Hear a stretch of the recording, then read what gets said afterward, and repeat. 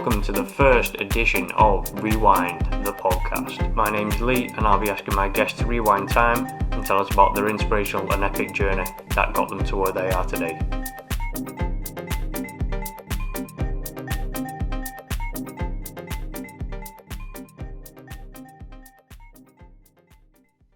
Hi guys, this is the first episode of Rewind the podcast. First episode will be with Joseph Mencel. Joe, you want to introduce yourself? Lee, pleasure, man. Thank you so much for having me. I feel like I'm your podcast debut, so I'm the first person on your show, and I feel very privileged and very honored that you reached out to me and wanted me to be the first guest on your show. So I just want to start off by saying a big thank you.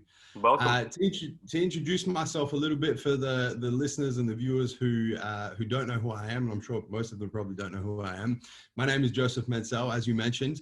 I am the CEO of a couple of companies. The first one is MassiveJoes, which is primarily a supplement company based in Australia. So I'm recording at the moment from the boardroom in MassiveJoes headquarters in Adelaide, South Australia. So I founded, run, operate, and then chief executive officer and managing director of that company. I also run an apparel company called TMJ Apparel. I'm also the IFBB Pro League promoter here in South Australia, and I'm also an IFBB Pro men's physique athlete. So a whole bunch of different things, mainly in the fitness realm. But one of the things I kind of coined myself as is fitness times business. So I do a lot in fitness, I do a lot in business, and the business side of what I do is within the fitness realm as well. Okay, that's good.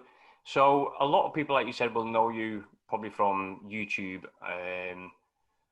for MassiveJoes. So for this episode, I want to base it just on the bodybuilding side. So as we're going to be calling it, it's going to be called the Road to Pro Status.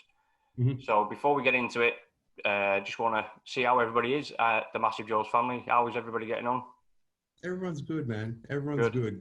As good as everything can be. We're recording this, I'm going to say the middle. I hope it's the middle, or towards the second half at least of the COVID-19 pandemic. Yeah. But we're everyone's happy, everyone's healthy, everyone's still loving what they do. It's changed a little bit, the way that we do the things that we do, as most industries have during this pandemic. But everyone's good, man. Thank you for asking. Good. No worries. So one person who I admired in the past at MassiveJoes was Big Neve and Swolbait. What's going on with them? I've not seen them knocking around on social media for a while. Yeah, I don't know. I think you'd have to hit them up and say, what are you guys doing? It's one of those things though, man, like, when you work within a company and a company culture and environment where social media is such a big part of what we do, I guess you're kind of influenced in a way to use social media more than you otherwise would. And if you're kind of removed or move away from that company, that culture and that environment, your incentive to use social media kind of goes away with it. So I guess that's probably why we haven't seen Neve and Swole, on socials like you used to. And a lot of what they used to do was MassiveJoes related as well. So you'd see them on the MassiveJoes Snapchat, MassiveJoes Instagram, MassiveJoes YouTube channel, so a lot of that was company related content also. Yeah. So talking of Big Neve, I know that you used to do a day in the life of MassiveJoes or yourself or Neve did one, and I think Swolbait might have done one. The last one that you did was back on March 2016, and if memory serves me right, it was when Neve was asleep under the desk. Yeah, it might have been. That's a good memory. That's almost 5 years ago now. So just tell us, what's a day in the life been for you like today? What have you been up to? Yeah, man, like my, definitely a lot different than it was 5 years ago, that's for sure. And to be honest with you, significantly different than it was 12 months ago. I've made a lot of changes to what what my daily routine looks like in the last 12 months, primarily, not just because of the COVID-19 pandemic, which I think has altered a lot of the way that we live our lives, but I made some pretty fundamental changes in the way I was structuring my days towards the end of last year. which ties into the topic of this episode, which is the, you know, my pro status. And I was preparing at the time for my pro debut at the Arnold Classic Australia. Yeah. But a typical day for me at the moment looks kind of like this. I get up between 4 and 4:30 every morning. I do my morning routine, which is pretty much a mental health routine. So I do gratitude journaling, affirmations, a whole bunch of, you know, mental health practices that are part of the first thing I do every time when I wake up in the morning. Yeah. I then have my pre-workout meal, head to the gym. I train from 5:30 till about 7 a.m. I do some cardio, go back to my house, get stuck into work. My work days have been looking kind of like this at the moment. Is I'll usually work most of the morning from home. And a lot of the staff here at MassiveJoes are spending a lot of time working from home at the moment with COVID restrictions and whatnot. So I'll spend usually the morning working from home, come into the office, usually between 11 a.m. and 12 noon, work until 7:30 p.m., head back home, grab my dinner, spend some time with my partner, get to bed, and repeat. Eat, sleep, repeat. Yep. So at the minute, you're just saying about, you know, you get up and you go and train and stuff. So what's your daily ritual supplements intake at the minute? Man, it's extensive. I won't go into the details of the exact supplements because I'll take up the remaining 45 minutes of this podcast just in the finer details. But the way I supplement at the moment is, and this ties into the way my days are structured as well, is my first supplements are effectively my pre-workout supplements, because I wake up, you know, do my morning routine, have my pre-workout meal, and then I have my pre-workout supplements. So those are kind of tailored around performance-based supplementation, making sure that I'm, you know, performing the best I can during my workouts. So we're talking about pre-workouts, talking about laxogenin, we're talking about nitric oxide boosters, hormone control supplements. Then I have my intra-workout supplements, which are branched-chain amino acids and carbohydrates. I have my post-workout supplements, which is part of my post-workout meal.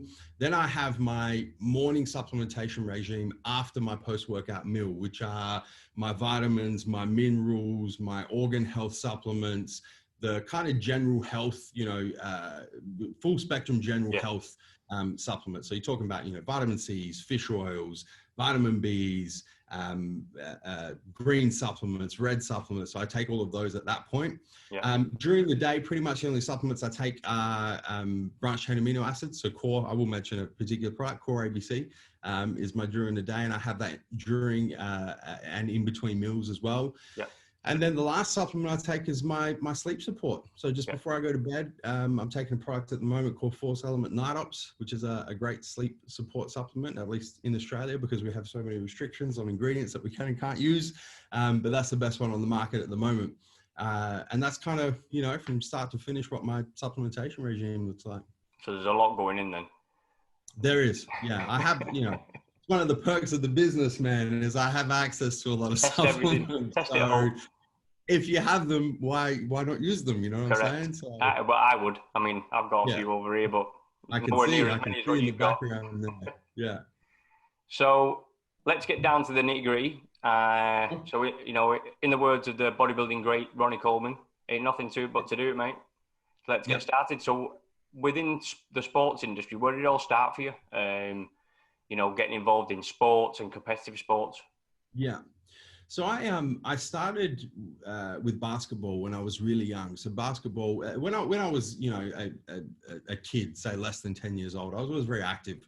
So I was always interested. I was like interested in riding bikes, rollerblading, playing Australian rules football, but like, you know, any sport I could play, I would play. I've always kind of been interested in, you know, being active and being athletic right back from, you know, my earliest childhood memories were doing things outside effectively. Yeah. And then I guess the first sport that really piqued my interest was basketball. And so I started playing competitive basketball in the under 12s, which is like the youngest you can play. I think I must have been 9 or 10 years old at the time when I first started playing competitively. And I played basketball from that right up until my late teens. So I finished my basketball journey just before I turned 19 years old, and it ended because of an injury, stress fractures in my lower back. And over that time, I was quite a good basketballer. So I played in state teams. I played for the Australian national team. I was part of a squad to play in the NBL here in Australia, which is like the Australian version of the NBA. And so I got quite good at basketball, but ended because of the injuries, the stress fractures. But one of the cool things about how I developed as a basketballer, I was involved in the Institute of Sport here in Australia, and a big part of that was strength and conditioning. So spending time in the gym, building your body, building strength to make you a better basketballer. So, you know, really performance-based strength and conditioning. And I think a lot of athletes or previous athletes will relate that when you're an athlete in a performance-based competitive sport, the gym is very polarizing. There's athletes that really love it and just really love the strength and conditioning, really love the weight training. And on the other side, there's athletes that just absolutely hate it. They can't see the point. They hate lifting weights. All they want to do is play the sport that they're trying to get better at playing or trying to increase performance in playing. I was the former. So I really enjoyed, you know, lifting weights, seeing my strength develop, seeing my physique change, building muscle. I really took to it. So when my basketball journey ended as an 18, almost 19-year-old, I started spending more and more time in the gym, just lifting weights. It was really all I could do with my injury because it was stress fractures in my lower back. I couldn't do anything that was high impact. So it was kind of the only thing physically that I could do was lift weights because it's low impact, it's controlled. And I didn't have a problem with it because I was like, well, I enjoy this, from a basketball perspective. I could only really spend 3 months of the year lifting weights because then the other 9 months was playing basketball and you didn't get a chance to be in caloric surplus and grow. You're just playing basketball, man, like every single day, every weekend playing basketball. And so I kind of looked at it as an opportunity because I was like, well, let's see what I can do. Let's see, what can I do with my physique? How strong can I get? How much muscle can I build? Let's just see what happens. And so I started spending more and more time in the gym, and pretty quickly the one thing that I really missed from competitive sports, from basketball, was the competition. So it's one thing to go from playing basketball games every weekend and having that competitive fire be stoked to just lifting weights in the gym and not really having any competitive outlet. Yeah. And so I started doing some research and I was like, well, what can I do competitively with this weightlifting? And it was, powerlifting or bodybuilding. Those are kind of the two options. Yeah. And I'd always, as a kid even, I'd always been inspired by aesthetic physiques. Arnold Schwarzenegger, I think, anyone who was born in the 80s or younger was, or earlier, sorry, so older, was inspired by the aesthetic physique of Arnold and those kind of golden era bodybuilders. And so I thought, well, let's try this bodybuilding thing, man. Let's give it a shot. And so this is just to kind of set the time period. So this is 2004. Okay. And this is bodybuilding back then was not like it is now. Like the bodybuilding shows, you would have 10 competitors, not hundreds of competitors. Yeah. You would have 50 people in the crowd, not 500 people in the crowd. It was very, very, underground, very niche, and nowhere near as commonplace and as popular as it is now. Yeah. But I did some research and I found this local bodybuilding competition, natural bodybuilding competition. And I trained for it and I entered it as a 19-year-old in the junior division, and I did quite well. I won my first competition and I just got the bug, man. I was just like, man, I really enjoyed my first prep, just seeing how far I could push my body and push my mind and trying to see where that limit was. How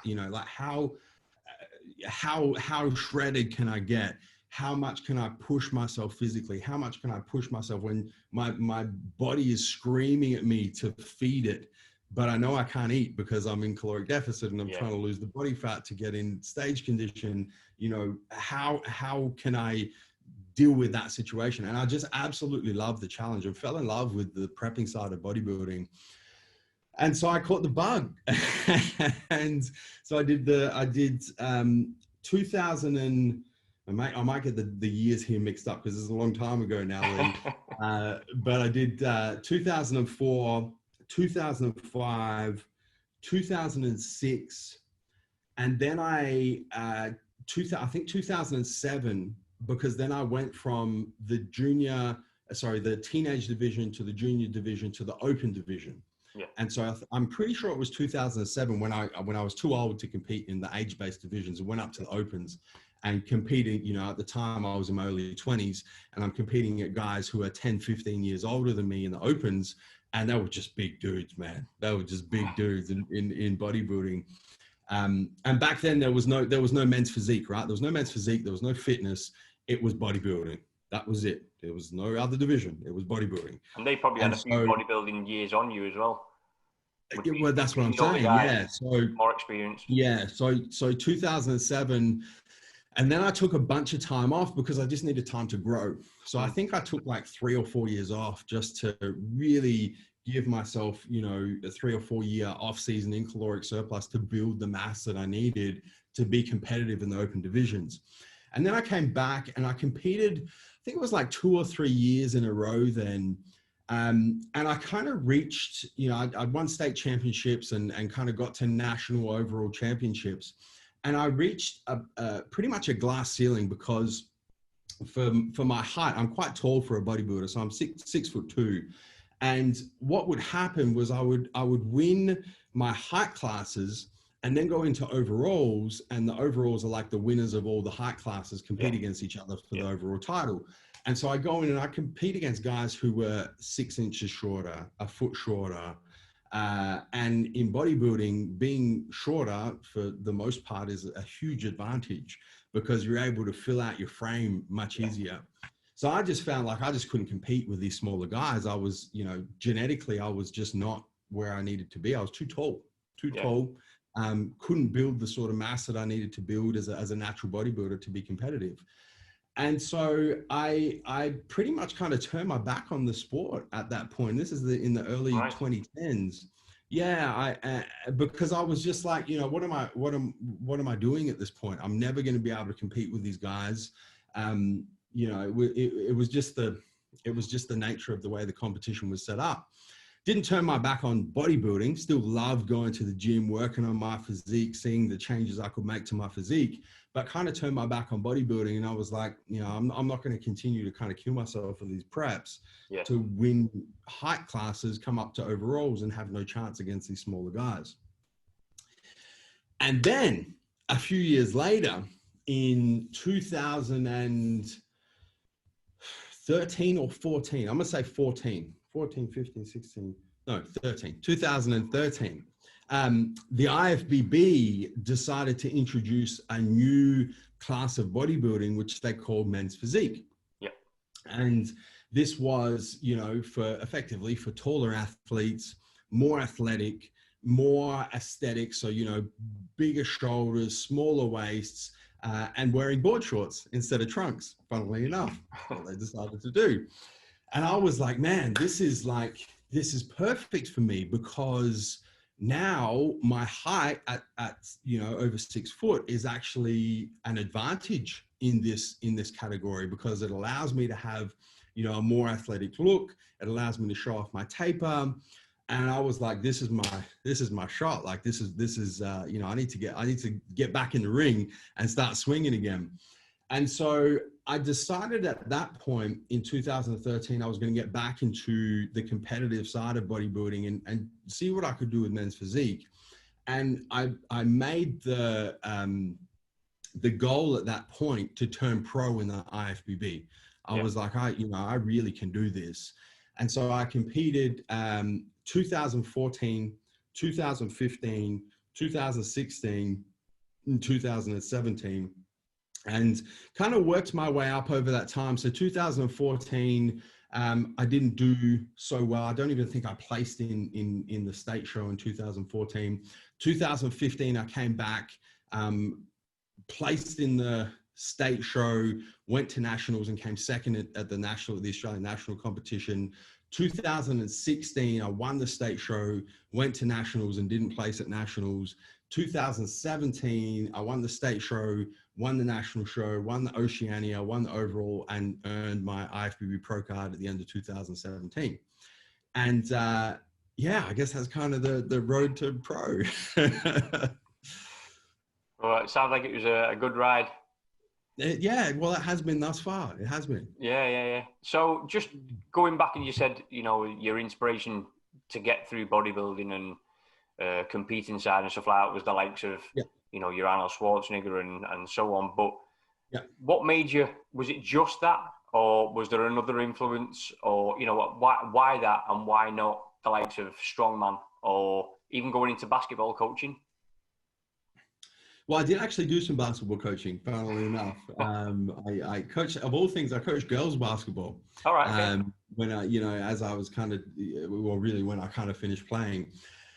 I guess why I chose bodybuilding over strongman was just the influences in my life, you know, as a kid and a teenager, and then as a young adult as well. You know, I mentioned I was always in awe of the aesthetic physiques. I don't ever remember being in awe of like a strong man, you know, so I never kind of had that external influence of, you know, I really kind of look up to that person. Whereas, you know, someone like Arnold, I was like, man, that guy looks like, you know, some sort of Greek god, just an amazing physique. So I guess that really appealed to me. And then as well, my father, my dad was, you know, never competed in bodybuilding, never really did anything, you know, seriously with bodybuilding, but he was always interested in lifting weights to change the way his body looked as well. And I remember, you know, as a 13, 14, 15-year-old, you know, we would do exercises together, just like push-ups and sit-ups and skipping and, you know, stuff to try and, you know, he was working on his aesthetics, I guess, at that point in time, as what would he have been in his late 30s at that point. So, you know, I guess it was that distant influence through the aesthetic physiques like Arnold, and then the very close influence through my own father as well. So you mentioned your father. So he worked away a lot, didn't he? And then he was back and forth. So obviously working away and then coming back. So you've seen the change in him. Was it coming back? Was he training when he was back, or was he training when he was away and you've seen the change when he came back? Or both. Both. Yeah, a bit of both. Good. So during your first prep was back in, what did you say, 2004 was the first prep. Okay. Yeah. So can you, I know it was a long time ago, but could you remember roughly what your training split probably looked like, or your macro intake probably back then was probably nothing compared to what it is like now, and nowhere near. How many calories at this point? Just flicking through your diary to see what was happening on that day. Yeah, you know what, man? I remember my training split was very similar to the way it is now. You know, it was bro split. It was one muscle group per workout. The weaker muscle groups would get 2 workouts per week. You know, it was, I've always trained with bro split. I've dabbled in, you know, push-pull legs. I've dabbled in, you know, different training regimes, but I always come back to bro split. And I remember specifically, so for my first ever prep, I had a coach. I don't use a coach anymore, but for my first ever prep, I had a coach, and he was a former Mr. Australia bodybuilder, which is, you know, probably why he put me on the bro style split, the bro style diet, you know, the chicken and broccoli type diet, that sort of, you know, that was the first prep. You know, in Australia here, we eat kangaroo because it's quite a lean, we eat our national emblem, but quite a lean meat. So I remember, you know, eating kangaroo and mashed potato, well, not mashed potato, but like mashed white potato, kangaroo sausages, chicken and broccoli, chicken and rice, you know, really bro style prep. That first one was for sure. Oof. I bet you so the split obviously you're saying is the same, but you know the macro intake is going to be completely different. But what was the supplementation like? Because obviously I know time's moved on a hell of a lot since then. But was your supplementation just basics, or you know, was it? I mean, most of the stuff that we take for granted now just didn't exist back then. Yeah. You know, in the early 2000s, I think there was like 2 pre-workouts, NO Explode and Gaspari Super Pump 250, like the 2 pre-workouts. you know, intra-workout aminos at that point were very, very new. Most people didn't understand them. Most people didn't understand intra-workout carbohydrate supplementation. There wasn't the understanding and therefore the availability of the products that there are on the market now. Like most of the stuff I take now didn't exist 15 years ago. Yeah. It just wasn't an option. If it was, yeah, sure, I would have, you know, I would have utilized the tools, but Absolutely, back then it just didn't exist. Yeah, so, you know, 100% on that. I think a lot of people probably would have continued to use what's available to them. And I think at that time, you didn't have MassiveJoes started up at that point, was it? So yeah, that was just before. So I started MassiveJoes in 2005. Yeah, So yeah. I did my first competition was like just before I started MassiveJoes. Yeah, yeah. And that was really, I guess, the catalyst for starting the MassiveJoes business was, you know, I was using supplements that were available, but I wanted to use better supplements. So I started, you know, looking at what was available, particularly in the US at the time, importing them. And then, you know, selling them to people that were training at the gym, and then selling them to people that were training at the other gyms. And next thing you know, I'm selling supplements out the back of my car to all of the gyms in Adelaide. It was, you know, good times, very simple back then. And that's the start of it all. That's the beginning of it all. Yeah. But So, you know, it really started with the competitive bodybuilding side was definitely there first before the business was. Yeah. So when you're going through your preps, whether it be 12, 15, 18-week prep, with the lack of energy over time, do you find it hard to run your company, or, you know, I know you've got a good team behind you, so do you leave a lot of the work to them now, or? Yeah, it's funny, Lee, because generally what I find is probably when I'm in between, say, 12 and 4 weeks out. So that kind of 2 month, that kind of 8-week period in there, I'm probably my most productive, to be honest, because I know that I have limited energy resources. My time resources are cut down as well, because at that point I'm doing quite a bit of cardio that soaks up another hour of my day. And I just know that period of time, because when I get 4 weeks out, it's all downhill from there. So I think my productivity probably increases during that 8-week period from 12 weeks out to 4 weeks out. 4 weeks out to show day, I try and just make sure that my schedule has nothing important in it, because it's touch and go, man. Like the biggest thing for me at that point in the last 4 weeks particularly is the lack of sleep. That's the thing that really gets me, is I can't sleep. You know, I can't get proper sleep at that point. Too lean, too hungry, too exhausted, and your body just is not interested. No. So that's the thing that really I tried a 12-week transformation challenge. I don't know, MassiveJoes do a transformation challenge, but MassiveJoes challenge. So I tried one with the local bodybuilding gym here in England, and you know, getting down to that last 2 weeks, it was tough. It's really hard, and you know, I don't know how a lot of competitors out there, especially pro bodybuilders like yourself, you know, can continue to do it time after time after time. And then if you've got shows going, you know, you've got a show next week, and then you've got another show in 2 weeks, and then 3 weeks. You know, that's got to be hard. It takes so much toll on the body. Yeah, when you start backing preps up like that, you start backing like peak weeks up and shows up like that. That's when it gets really, really tough. You know, it's funny because when I earned my pro card in 2017, I had 4 shows back to back to back to back. So I competed 4 weekends in a row. So I did, you know, the last 4 weeks of the prep and then 4 peak weeks on top of that. And so by the time I got to the Oceania, which was the last show where I won the Oceania and the overall on my pro card, I was like exhausted, man. I was like, this is the most I've ever pushed my body. This is, you know, I always talk about, you know, trying to find the limit. That was the limit for me. So worth it. So worth it. That it ended there. Yeah. So that was 2017. So just flip into that then. Yeah. What was your, going through your cutting phase, what was your mental game like?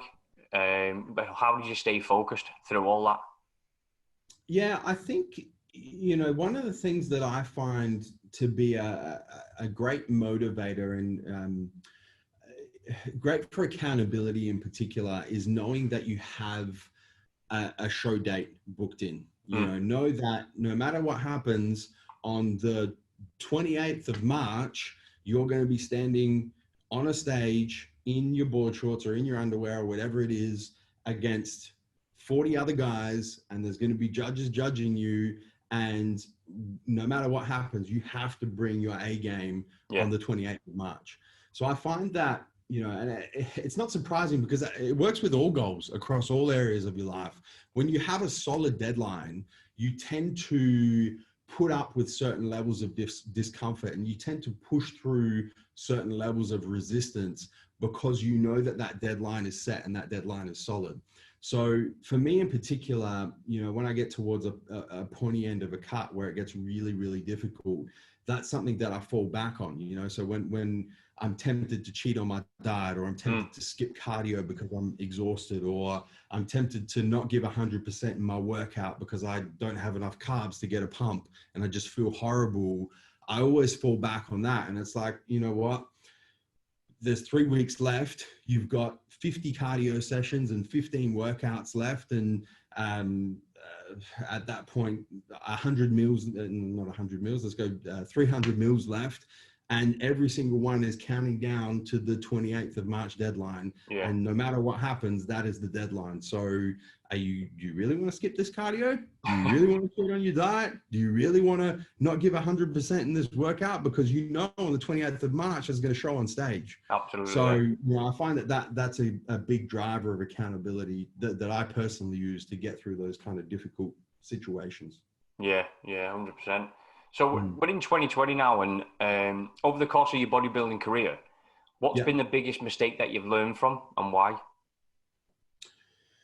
I think probably consistently is, and I've made this mistake a number of times, is not giving myself enough time to prep for a show. You know, I think that, you know, we tend to think that we can, you know, get ready for a show in 12 weeks or 15 weeks or 20 weeks or pick a number, whatever it is. And you, at the start of the prep, you're like, you know, I've got 20 weeks, I've got 15 weeks, I've got 12 weeks. And before you know it, you've got 8 weeks, and then you've got 6 weeks, and then you've got 4 weeks. And, you know, I think that there's a tendency to kind of be a little bit behind the 8 ball because you think you've got all the time in the world. And effectively, you don't give yourself enough time at the end of the day to get in the best shape that you need to get in. So you're trying to play catch up a little bit. And that's a mistake I've made on multiple occasions. So now, you know, I'll always give myself at least 20 weeks. That's the bare minimum, is 20 weeks, because the more time, the better, right? The more time you have to correct mistakes, the more time you have to deal with little injuries that come up, because they always come up. You know, the more time is better always. And I always make sure that in that 20 weeks, as soon as I flick the switch that is prep time, it's prep time. You know, so I'm thinking, if I waste week 20 to 19, when I get 2 weeks out, I'm going to wish I had that week back. Absolutely. If I waste week 12 to 11, when I get 3 weeks out from a show and I'm not in shape, I'm going to wish that I didn't waste that week. So, you know, that's probably the biggest mistake, and something that I can continue to learn from, but something that I'm very aware of when I go into preps, you know, from now moving forward. Yeah. Do you cheat on your diet regular? No. I used to when I was an amateur. When I was an amateur, I used to have a cheat meal every week, and then I turned pro. And funny things happen when you're going up against the best in the world. You go, well, you know what? I'm trying to find another level with my physique, and I don't really need that cheat meal anymore. So, no, from now, when it's 20 weeks out from a show, no cheat meals. Happy days. So, talk to us about 2017. Big year for you. Full scoop of titles, as well as your pro card. Talk us through that. What was it like? What was the feeling like? You know, it's funny, man, because I think before I talk about 2017, I need to kind of revisit 2016. Okay. Because, so what happened in in 20, sorry, let me go back. You know what? Let me go back to 2015. So Right. 2015, and I think I messed this up when I told the story earlier on. So 2015, won the state title, went to the Australian Nationals and came, sorry, not the, it was the Nationals, but it was actually the Amateur Olympia. Right. So 2015, won the state title, went to the Amateur Olympia, and I placed third at the Amateur Olympia. And a lot of people at that time had me winning the Amateur Olympia. It was very, it was touch and go, you know, as it always is in any subjective sport. So anyway, so I go then the next year, 2016, I win the state title again. I go to nationals and I'm like, this is my year, man. Like I placed third at the Amateur Olympia, which was an international competition. So people from all over the world. And now it's the Australian Nationals and I'm winning this nationals. I'm winning my pro card. So 2016, I go to the, win the state title, go to nationals. And then at nationals, I didn't even place.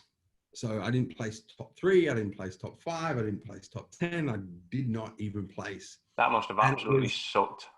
Well, the reason why it really sucked is because in the call outs, I was being called out and moved dead center, like every single call out. I've still got the footage and I haven't watched it for a while, but I remember watching it and I was like, and you know, when you see enough bodybuilding shows that if they, you know, whoever they call out, they're looking for placings. Yeah. If you get pulled dead center, they're looking like you're number one. That's effectively, as soon as you get pulled dead center, you're number one, they're comparing other people to you.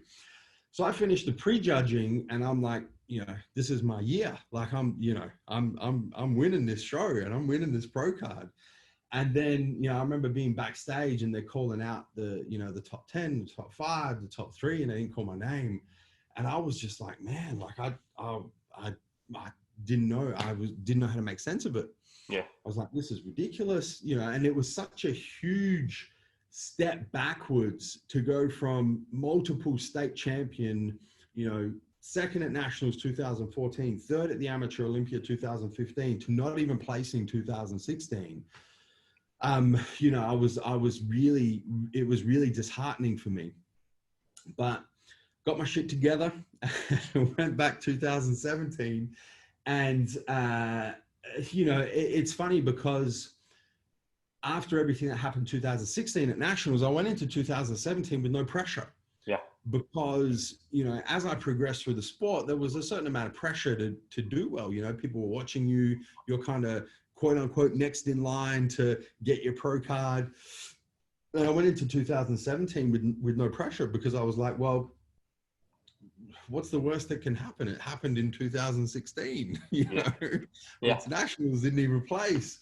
So I was like, well, you know, like whatever happens, happens. I'm just going to enjoy this prep. I'm going to push myself as hard as I can possibly push myself and just see what happens.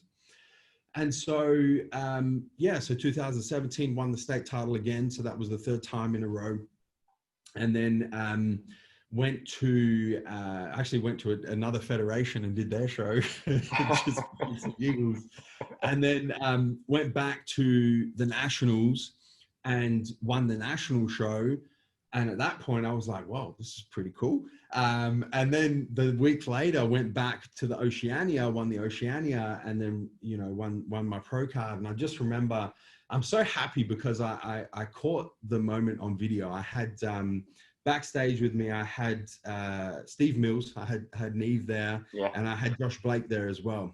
You know, two of my closest friends and guys that used to work in the MassiveJoes business. And they filmed the whole thing. They filmed me coming off stage, and, you know, they filmed me, you know, just they captured the moment of just complete elation and complete bliss of when that happened. And it was such an amazing feeling for 2 reasons. Firstly, because it was a goal that I'd set myself, you know, back in 2013, and I've been working towards 2014, 2015, 2000, you know, it was a 5-year goal that I've been working towards, and, you know, to finally achieve that goal was such a huge accomplishment. And I think secondly, because I had no expectation, you know, there was no pressure, there was no expectation. There was, you know, it was almost like it was completely unexpected. Yeah. Funnily enough, it's kind of weird how that happens, but you know, it was such an amazing feeling, you know, to finally earn that status, and you know, to finally say, you know, I am one of the best men's physique athletes, not just in the country but on the planet. Yeah. You know, it was great. I still get like chills and shit talking about it. So Good. So, sorry about that. So moving on to 2018, what happened yeah. with the IFB Pro League? Mm-hmm. So how did that come involved with yourself? Because you mentioned that at the beginning of the podcast. How did the IFB Pro League, you know, contact you about promoting? Yeah, so it actually was the end of 2017, start of 2018, is the IFBB, which is the International Federation of Bodybuilding, and the IFBB Pro League, which is the pro level of the International Federation of Bodybuilding, had a falling out effectively. Mm-hmm. And so the amateur side of the IFBB and the pro side of the IFBB clashed heads, and they decided to go in different directions effectively. Yeah. So I was you know, when I earned my pro status, I was the last round of people to earn their pro status through that structure where the IFBB Amateur League and the IFBB Pro League were connected. And they decided to split apart. And so the IFBB Pro League started setting up the amateur side of the IFBB Pro League in all of the different countries around the world. In the US, they already have it. It's called the NPC. I'm sure a lot of the listeners and the viewers who are interested in bodybuilding have heard of that. So the NPC kind of feeds into the IFBB Pro League. Okay. In every other country around the world, the IFBB Amateur League feeds into the IFBB Pro League. Yeah. And so the IFBB Pro League, you know, decided to go in different directions to the IFBB Amateur League and set up their own amateur league to feed into the Pro League in every country apart from the US. And so what they set up in Australia was the IFBB Pro League Australia, or what they call the IFBB Pro League Oz. And there will be a name change soon, but they just wanted to kind of carry that through for congruency, I guess. Yeah. And I was given the opportunity to become a promoter for the IFBB Pro League in South Australia. Our national president is a man by the name of Tony Doherty, very well known in bodybuilding circles around the world. And so he runs the IFBB Pro League Australia nationally. And I'm business partners with him in South Australia for running the IFBB Pro League Amateur in South Australia. So so with that role, what would you do? How would you help them promote it, or is it just social media stuff? I run the shows. Oh, do you? Yeah. Right. Okay. Yeah. I run the shows. We you know, my MassiveJoes, my company, we organize the shows from the ground up. So we're picking the venues, we're running the backstage. I personally MC the shows. We do everything for the athletes. We do all the posing workshops. So we effectively run the IFBB Pro League here in South Australia. Cool. That's something different, isn't it, than just continuing along the bodybuilding route and just move on to a different, you know, promotion part on the new stage. It's cool. I enjoy it. It's my little way of kind of giving back to the sport that's given me so much. Yeah. So moving forward onto 2019. Yeah. With your prep of now, then COVID hit. You know, it was a week before the show. They shut it down. A week before. I mean, I seen it on your social media, and I was like, "Oh my days!" Couldn't believe it. I mean, I felt really bad for you. I just couldn't believe it. Yeah, well, it's funny, Lee, because I turned pro at the end of 2017, right? So the show was the last weekend in October 2017, and so then I decided to take 2018 off to grow my physique, because going from the amateur, you know, to being the top amateur to being the bottom pro is a massive step.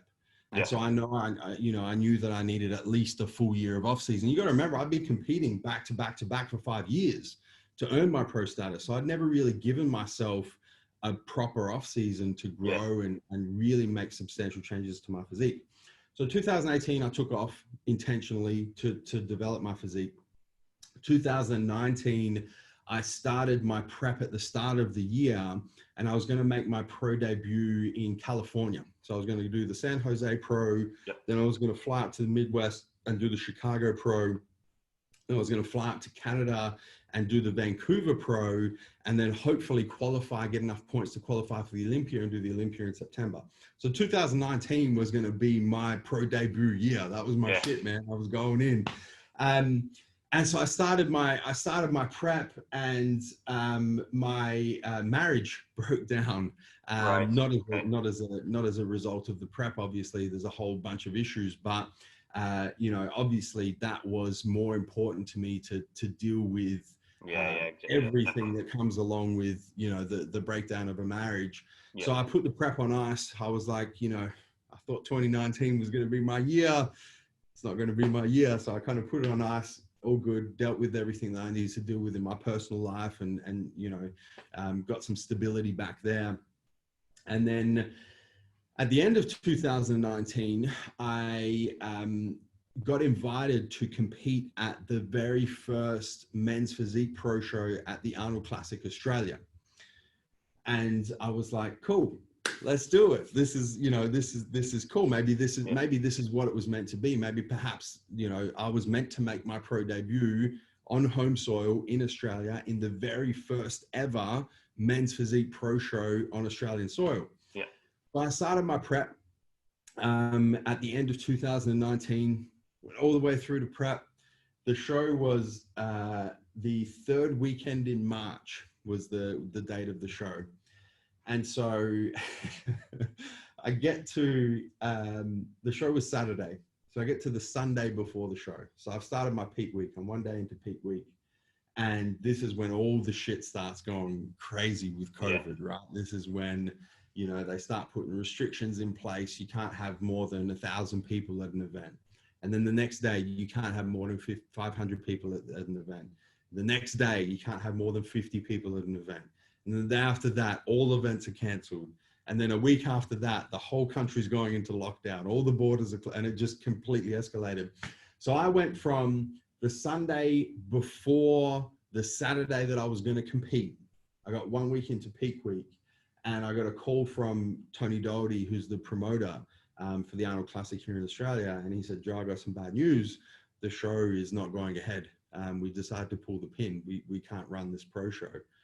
And I was just like, completely devastated, man. Yeah, but because not only had I, that prep was a 26-week prep. So I've been prepping for 6 months to get 6 days out and then be told that I was not going to be able to compete. And then the bad thing was they shut all the borders. So I couldn't even go to the US and do a show or go to another country. And it was like, that was the end of the line. 26 weeks of prep to get 6 days out and not be able to make my pro debut on the back of pulling out of my pro debut in 2019 because I had issues in my personal life that I had to deal with. So I was just like, well, this is the universe saying it's not meant to happen. So here we are, 3 years after I had my pro card, and I'm still waiting to make my pro debut, but it'll happen. So how long does a pro card last before it expires? Doesn't, forever. All right. Okay. All right. Yeah. I wasn't sure whether it had an expiration date on it or not. No. Hey man, I'd love to go back into the amateurs just to be able to compete, because the problem at the moment is, Lee, so as an Australian here in Australia, the only pro show we have is the Arnold Classic Men's Physique Pro Show. That's it. There's not going to be an Arnold Classic for the foreseeable future. It's not going to happen. Right. So there are no men's physique pro shows that I can compete in my home country. Right. But I also can't travel outside of my home country. Right. I can't travel to the US because they won't let me back into Australia while the pandemic's on. So I don't have a show to compete in at the moment. Even if I want to start another prep and go and compete in the show, I can't compete in the show. There isn't one that I can do. So I'm kind of, stuck at the moment. That's why I said, if you want me to go back into the amateur league, at least I can do a prep and I can absolutely. At least you've had something to look forward to. So just looking at the business and the scope of what's going forward. So what's it looking like now for yourself? as a pro bodybuilder? What's next on the agenda for you?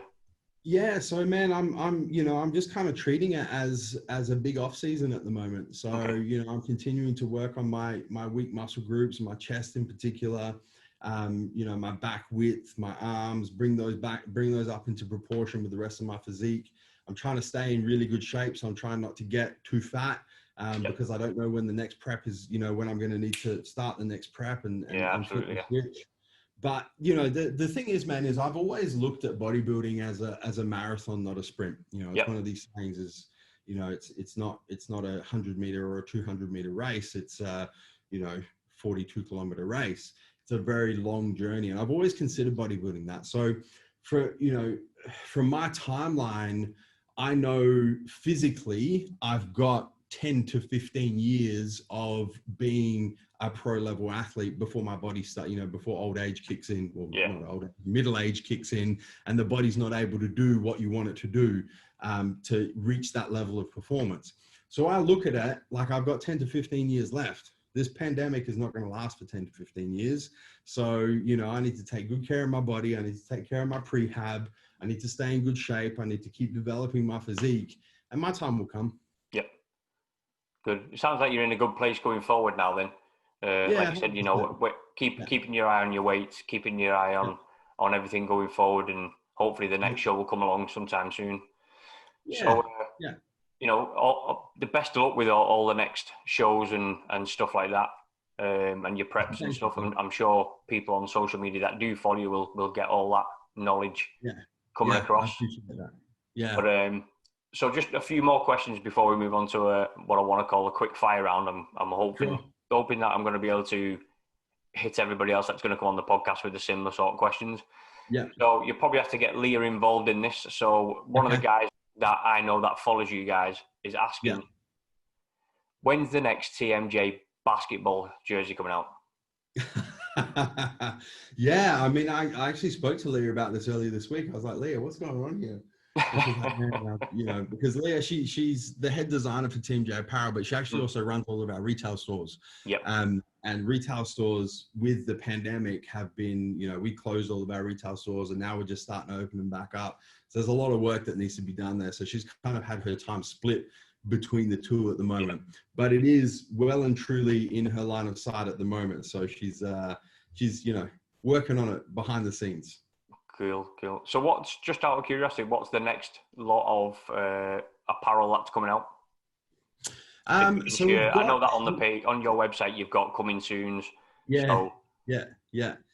So we've got a bunch of stuff launching end of October, start of November. So we got some new guy stuff coming. We got some new girl stuff coming, primarily like spring, summer focused, because in Australia it's spring at the moment and we're heading into summer in November and December. So you'll see, more singlets, more t-shirts, more shorts for the ladies, more bras, more training shorts, more tights coming out. So, we're just trying to continuously kind of take it to the next level with Team J Apparel in terms of the designs and the quality and the products that we're producing. Yeah, absolutely. I mean, I've got quite a bit of TMJ apparel. I've got vests, I've got stringers, I've got t-shirts, I've got shorts. Yeah. I love it. I think it's great material, great fit. Can't speak highly enough about it. A lot of my friends have got it. So just moving away from MassiveJoes and the TMJ apparel for the next question. Yeah. So would you move, this is a question from me that I thought about the other day, but would you ever make the move to go and coach maybe a teens basketball team or little league team or something like that? I don't think so, man. It's very, you know what? It's really difficult for me, Lee, to be involved in basketball because it was such a big part of my life for most of my childhood and all of my teenage years. And I have such deep-seated emotions with basketball. And when I don't even really watch it anymore because, it still really kind of hits my heartstrings, to be completely honest. It's very difficult for me because I just want to play, I just want to play. And then I get upset because of the injuries that kind of ended anything I could do with basketball. And, it is what it is. It's life, right? I see you've got is it a half court, NBA half court in the warehouse? Yeah, we do. Yeah, of course. Crazy. So, another question that I've been dying to ask is, you've trained with some of the biggest bodybuilders over time, you know, the biggest, baddest, fittest, you know, bodybuilders, and the likes of Ronnie Coleman, Steve Cook, Flex Lewis, CT Fletcher, Rich Piana, you know, Doug Miller, Mark Lobline, so many on the cards that you've trained with. Who would make your top three? There's probably people that I don't know of that you've trained with, but who would make your top three? All right, I'd have to go. Number one would be Kai Green. Right. The back workout that I did with Kai Green in Brooklyn in New York it's on the MassiveJoes YouTube channel. If you Google MassiveJoes Kai Green back workout, it'll come up. Words cannot describe how ridiculously intense that back workout. I still think about it now, and I'm like, I can't believe I survived that. So definitely Kai Green would be number one. Probably number two would be Doug Miller. Doug just trains, you know, with a level of intensity that, especially from a natural bodybuilder, is just very, very rare. And he trains very intelligently as well. So I'd probably put Doug as number two. And it's going to be difficult to not put Ronnie Coleman in the top three. So yeah, absolutely. You know, I have very fond memories. You know, I've trained with Ron a bunch of times. You know, I've trained with him here in Australia. I've trained with him in the US. I trained in his personal home gym in his house in Texas. So I've trained with Ron a bunch of times. I've trained with him in Metroflex in Texas. You know, and just, you don't train with the greatest bodybuilder of all time and not put that in your top three. You definitely don't. Definitely don't. Yeah. So I want to move on to a quick fire round, if you're up for it. Sure, let's do it. So I think there is 7 questions, and I think the last question,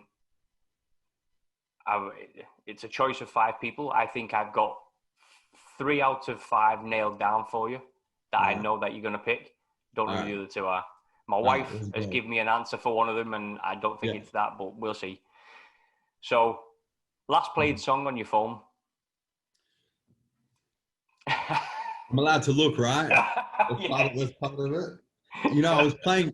The truth is, right, when we dialed into this Zoom, I was playing a song, right? Yeah, so that's going to be the song that all right, hold on.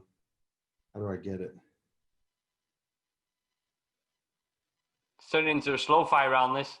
Okay, no, Ambition. Ambition by Wale, Mick Mill, and Rick Ross. Nice. There you go. Good tune. So, bacon sandwich, do you like red or brown sauce? What's a sandwich? A butty? I don't know what you call it in Australia. What sort of sandwich is it? Bread, bacon. Okay. And what sauces? What are the options? Red or brown. So tomato sauce, brown sauce. I don't even know what's in brown sauce, but it's nice. You probably got some spicy sauce, probably. Is it like barbecue sauce? Similar, but I think there's a bit more fruit in it. Yeah, I'll go that one. I'll go the brown sauce. Brown I don't really sauce like tomato sauce, to be honest. Brown sauce is quality.